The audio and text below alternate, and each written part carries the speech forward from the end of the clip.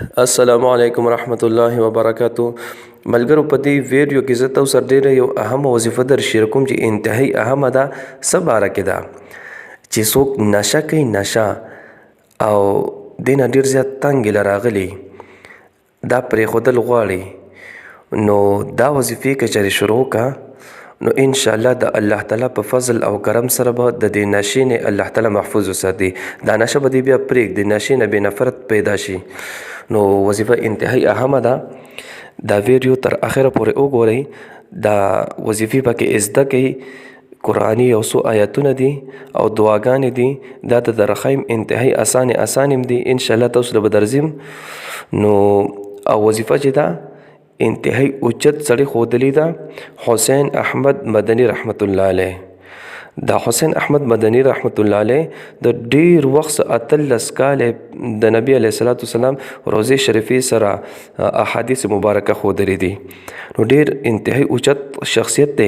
دا د ښودلې شوې وظیفه ده. ښه دله به چې څوک کسان رالل چې څوک په نشې کې راګیرو، نشې به ډېرې کولې، چرس به یې څکل یا پوډر به یې څکل یا شراب به یې څکل یا سګرټ به یې څکل، هغې دې دپاره به چې رالل چې په موږ باندې صدام واچوه چې موږ دا نشه پرېږدو، سګرټ پرېږدو یا نسوار پرېږدو یا چرس پرېږدو او یا داسې شراب پرېږدو.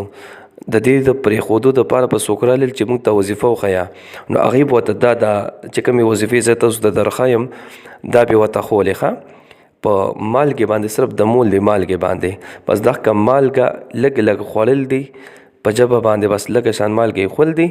انشاءالله د دې په برکت سره به تاسو که چرس کوي د چرسو نه به الله تعالی تاسو محفوظ کړي، که سګرټ څکوي سګرټ به انشاءالله تاسو پرېږدئ، او که شراب څکوي د شراب څکلو نه به الله تعالی تاسو محفوظ وساتي، که نسوار اچوئ نسوار اچولو نه به الله تعالی تاسو محفوظ وساتي.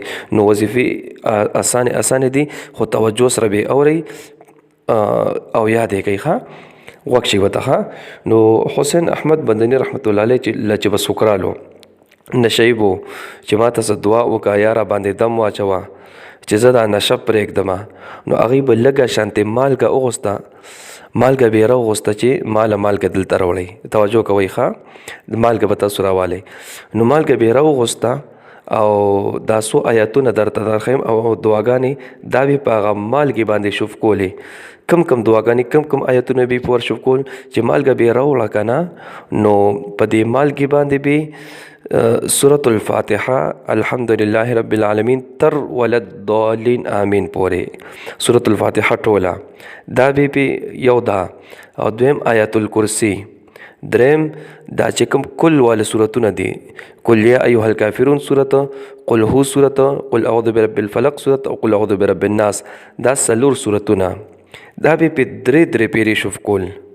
بیا ورې دا آیاتونه سورة الفاتحه به په درې پیرې شوف کا، آیات الکرسی به په درې پیرې شوف کا، او څلور کل صورتونه چې دي دا به په درې پیرې شوف کل په مالګې باندې. دا خو شو آیاتونه. دینه بعد دا دوه دعاګانې دي، دوه دعاګانې اسانې دعاګانې دي، خو یاد یې کوئ، کوشش وکړئ. که یاد یې نه شوي سکرین شاټ ترې ځانه واخلئ، زه یې تاسو ته انشاءالله په سکرین باندې م لیکمه.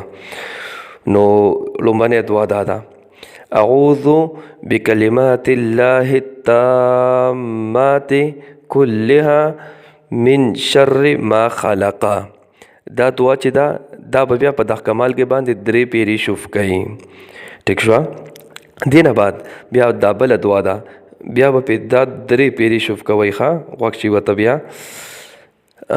اعوذ بکلمات الله التامات من غضبه وعقابه وشر عباده ومن همزات الشياطين وان يحضرون. دا به پې هم بیا درې پیرې شوف کوي. دې سره او درې پیرې په درود ابراهیمي هم په دغه مالګې باندې وردم کوي. درود ابراهیمي کم یو دی، کم درود شریف چې موږ په مانځه کې وایو دغه درود ابراهیمي دی، بس دا به بیا شوف کوي په دغه مالګه باندې. دغه وسره زه خو خپل طرف نه به درته ویم چې اوبو باندې هم ور شوف کوي، په مالګې باندې هم او په اوبو باندې هم. دا مالګه دې لږه سکي، لږه دا ګوته ترې راګندئ او په ژبه باندې دې ږدي او دغه رنګ دا اوبه دې مسکي.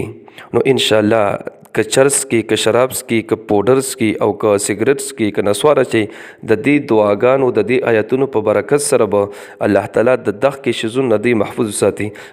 وظیفې اسانه دي بیا موري سورۃ الفاتحه چې دا 3 پیری آیت الکرسی بیا 3 پیری او سلور کل سورتونه دا 3 پیری ٹھیک شو.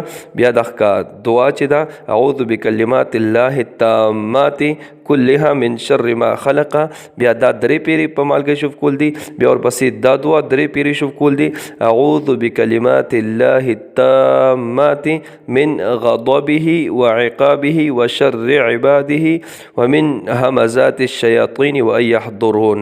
او اخره کې 3 پیری درود ابراهیمی یعنی کم درود شریف چې موږ په مانځه کې ویو دغه درود شریف بیا په اوبو باندې او په مالګه باندې ورشوف کول دي. بس دغه مالګم لګ سکل دي او اوبه هم لګي سکل دي. نو ان شاء الله د الله تعالی په فضل او کرم سره تاسو به د هر قسم نشونه الله تعالی محفوظ وساتي. الله تعالی زما د سره دعا ده چې الله تعالی دې تاسو د هر قسم نشونه که څوک نه کوي الله تعالی دې همیشي د پر محفوظ وساتي. هر قسم نشې نه که سیګریټ که نسوار که هر سوي الله تعالی دې محفوظ وساتي. او که څوک کوي که نسوار چي که سیګریټس کوي که چرس کوي او که شرابس کوي که هر یو نشې کې راګیر وي که هر یو نشه کوي الله تعالی دې د دین محفوظ وساتي. الله تعالی دې په خپل فضل کرم رحم وکړي. په خپل فضل سره دې الله تعالی د هر قسم نشې نه ټول مسلمانان محفوظ وساتي. دعاګانو کې مارور محمد قاسم یاد ساتي. زبردست دعاګانو کې یاد ساتم. الله رب العزت مو خوشاله باز ساته. دعاګانې کوي دعاګانې به کوو. الله پامان.